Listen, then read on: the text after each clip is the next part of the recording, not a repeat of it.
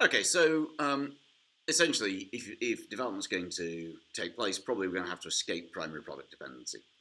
So there are a variety of obstacles to that. One includes capital market issues, and capital market issues are difficulties with increasing investment, difficulties with getting the capital stock that you're going to need, whether that's local investment or foreign direct investment. And when you look at a lot of relatively low-income countries, you can see that there are a number. One of the issues is capital accumulation. Pretty much it boils down to problems with infrastructure, and we've looked at a variety of infrastructure issues, but the classic ones, are firstly your physical infrastructure. So that's kind of roads and rail, that type of stuff.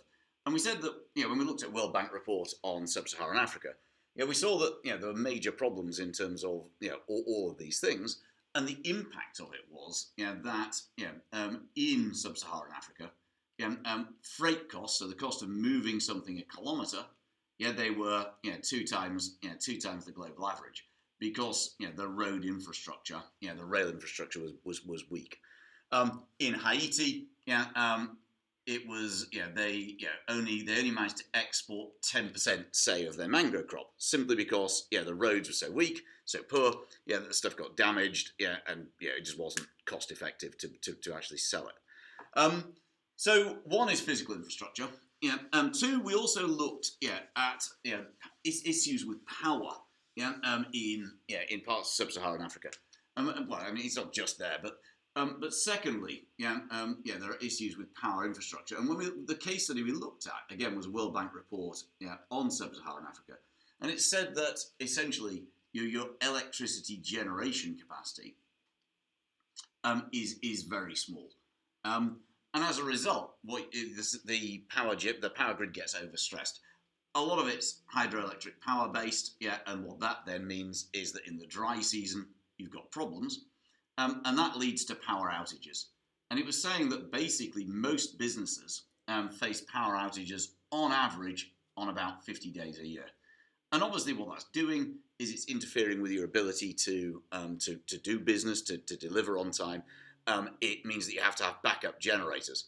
And the consequence of that is that the cost of electricity is about 2 to 3 times per kilowatt hour, which is a unit of electricity, 2 to 3 times as high as other competing countries. So not 2 to 3 times as high as developed countries, 2 to 3 times as your competitors, which is putting your businesses at a major disadvantage and is going to deter foreign direct investment. A third type of infrastructure that we talked about was banking infrastructure, and we know that the banking system is very important. The banking system is what allows the Harrod-Domar model to work. The Harrod-Domar model basically says that if you can manage to increase savings, those funds will be channeled through the banking system and will allow investment to take place. But if the banking system is weak, or if too few people have bank accounts, then you've got a problem. And we saw that again in relatively low-income countries. You've got a very informal system. You don't have formal banks.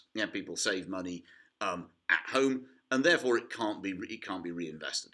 And we saw, I think we looked at Madagascar was one of them, and we saw that as a result, because there's a shortage of cash, interest rates tended to be very high, and only sort of 10-15% of the population had bank accounts. So therefore, therefore businesses can't raise finance. And therefore, what that does is it reduces the overall level of investment, which therefore, again, means that we're not raising the level of, we're not developing, we're not able to industrialize, we can't escape primary product dependency. So this absence of physical, financial and power infrastructure, these are major obstacles in terms of deterring investment, deterring businesses and making businesses uncompetitive.